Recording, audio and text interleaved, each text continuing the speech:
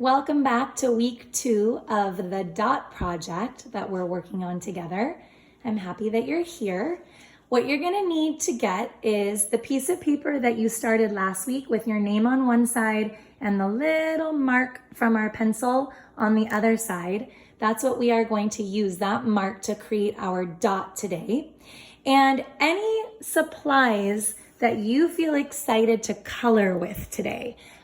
You can get watercolor paints. If you're gonna get paints, you'll need your water, your paintbrush, a paper towel for keeping your area clean. Maybe you'll use crayons, maybe markers, Sharpies, anything that you're thinking that you might wanna use for your dot project. Now's the time to press pause, go and collect your supplies, and meet me back here and I will explain what we're going to do next. So here's an example of a dot that I made. The mark that I had with my pencil was right there in the middle of that red circle in the center. And then I just used a gel pen, a marker, and I did all the lines moving out from the small circle to make a bigger circle on the outside. And then I just let my imagination guide me to color in some of the lines, some of those spaces. I used crayon. So the two types of things I used for this dot were crayon to color in the big spaces and gel pen to create my details of my circle and dot.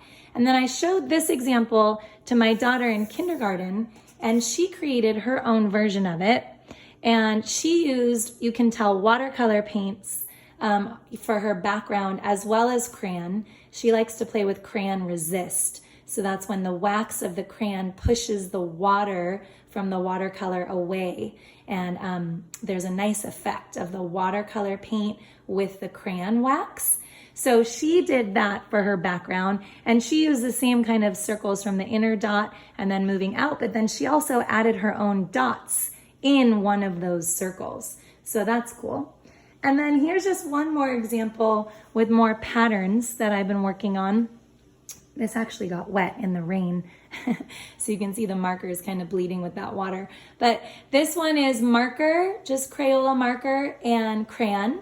And in this one, I wanted to remind you of the word symmetry, since we talked about symmetry when we were doing our face self-portraits. So when things are the same on the top and bottom or the side and side. And this one I was just working with patterns from my dot, the mark that I made in the middle. So those are 3 very, very different examples of what you can do to make a dot from that little pencil mark from our paper last week.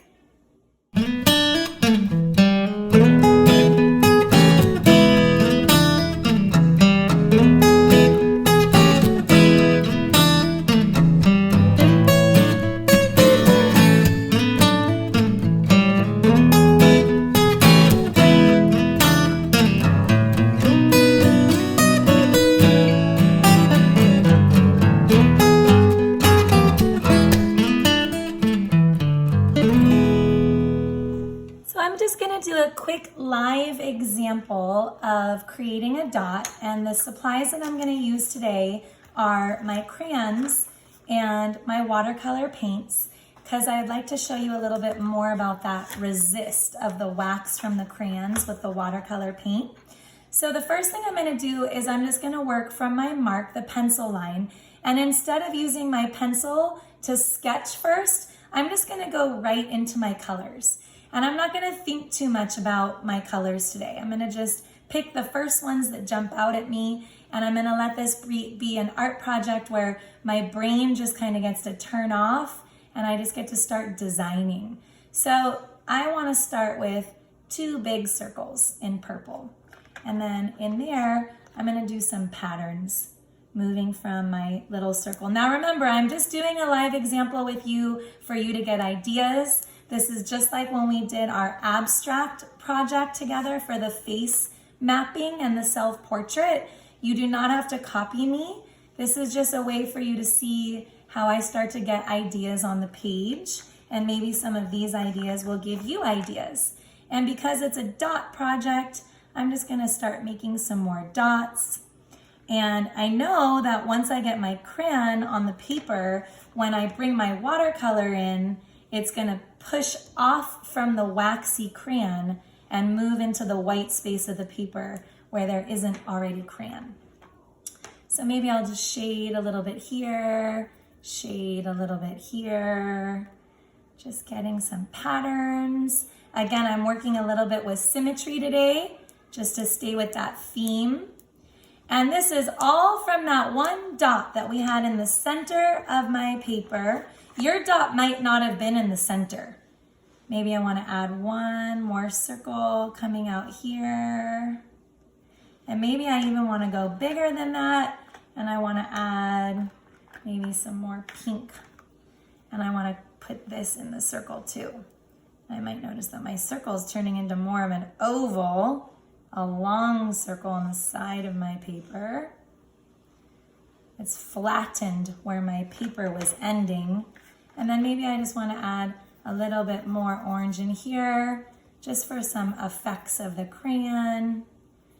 Okay, and then once I have some crayon on there, then I can come over here and I'm gonna remind myself of how I work with my watercolor paint. So I get my brush nice and wet, and then I get some of the water off of it, and I'm always gonna be mixing my paint, remember, in my palette, from my palette, mixing here, and then if I wanna change my color, I'm gonna put the color mixing on the paper.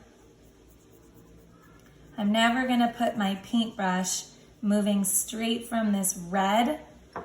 I'm just gonna mix the water with the paint in the palette, but if I wanna change my color, I'm gonna always change colors on the page. So here I am adding some red, and you'll notice that that water is resisting on the wax over there. So now let's say that I want this red to maybe start turning into orange paint. So I get all the red off my paintbrush, then I move over to my orange, and I put a little bit more water in my orange, and then I mix into my red on the paper only. I'm never gonna mix my color on the palette itself, or else everything will turn brown. So there's my red turning into my yellowish orange over here, and maybe I want this side to be even more yellow. So I'm gonna come back over here with my water, get all of that color off in the water, and then go into my yellow, get a little bit more water in my yellow, and then put that in.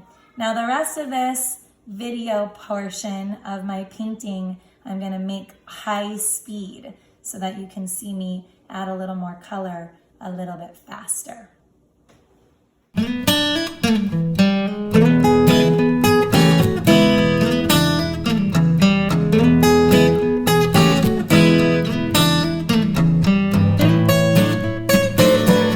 So that wraps up our dot project. Here are some of the examples that I showed you already today, just so you can get those ideas swirling in your head as you move into your dot creation. I can't wait to see your masterpiece. Please be sure to turn this in with your teacher when you're finished this week, and I would love for you to email me a photo of how your dot turns out. Thank you so much for joining me. Can't wait to see your work. Have fun and stay in touch.